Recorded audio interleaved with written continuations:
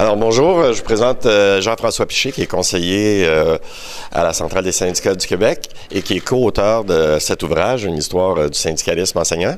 Alors Jean-François, j'aimerais savoir, qu'est-ce qui t'a motivé à te lancer dans cette grande aventure de la rédaction de l'histoire de notre centrale syndicale? Bien, je pense que c'est important qu'on se rappelle les luttes qui ont été faites. Écoutez, quand on lit le début de l'ouvrage, ce qui est saisissant, c'est il y a 75 ans à peine, les conditions dans lesquelles les enseignantes et les institutrices rurales particulièrement faisaient leur métier dans des conditions salariales absolument ignobles, compte tenu de l'importance aussi que ça a d'enseigner à des élèves. Alors, on est surpris des conditions qu'il y avait à l'époque et finalement, le livre raconte l'histoire de ces luttes-là pour améliorer le sort des institutrices et, par la même occasion, d'améliorer les conditions d'enseignement dans lesquelles les enseignants exercent leur travail. Alors, je pense que c'est important qu'on se rappelle ça, que là, à peine 75 ans, les conditions étaient absolument pas propices à une éducation de qualité. Et je pense que dans le contexte qu'on a actuellement aujourd'hui, où le syndicalisme est attaqué, où on attaque les services publics, où on remet en question la gratuité de l'éducation, l'accessibilité à l'éducation, je pense que c'est important qu'on se rappelle ce qui s'est passé à l'époque et de vivre cette histoire-là pour se dire l'éducation, c'est important et on y tient. Merci. Alors, nous avons aussi avec nous Mme Annick Meunier, qui est professeure en didactique et en muséologie à l'UQAM. Mme Meunier, est-ce que vous pouvez nous dire quels faits vous ont marqué lors de la rédaction de cet ouvrage? Oui, tout à fait. En fait, il y a plusieurs éléments et il y a plusieurs choses qui se sont produites. On a essayé, dans le fond, à travers une trame historique de l'histoire du Québec, bien entendu, de poser les jalons d'une forme de syndicalisme qui était très particulière, celui du monde de l'enseignement.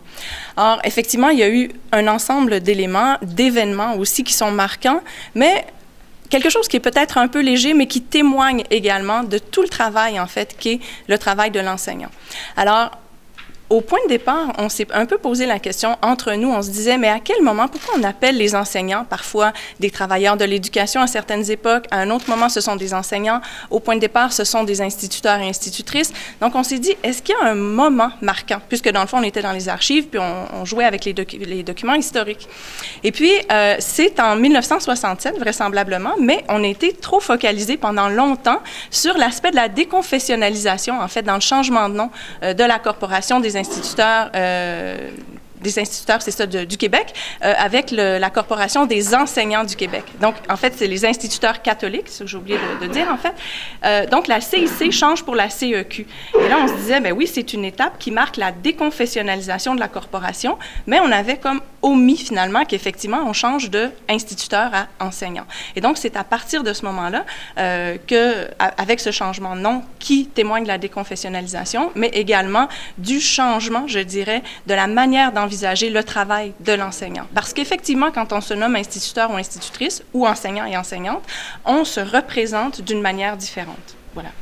Est-ce que ce livre-là s'adresse surtout aux syndicalistes ou est-ce qu'il s'adresse à l'ensemble des enseignants du Québec? Bonne question. Moi, je dirais qu'il s'adresse à un très large public. J'espère qu'il saura intéresser plusieurs personnes qui sont justement soucieux de l'éducation. Pourquoi? Parce que, dans le fond, c'est un livre qui émerge d'une exposition. Et donc, il y a beaucoup d'illustrations, il y a beaucoup de photographies, des textes qui sont en lien avec l'histoire de l'éducation, l'histoire du syndicalisme aussi.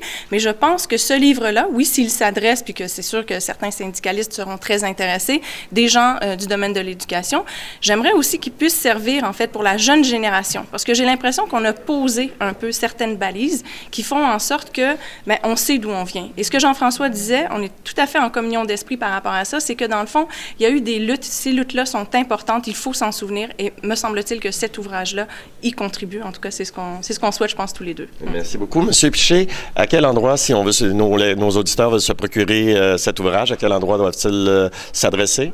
Alors, il va être en vente, évidemment, c'est le lancement aujourd'hui parce qu'on est dans le cadre de notre congrès, mais le livre va être disponible à partir du 22 août en librairie partout au Québec. Merci, M. Piché. Merci, Mme Meunier. Merci. Au revoir. Ici François Bragard pour le service des communications de la Centrale des syndicats du Québec.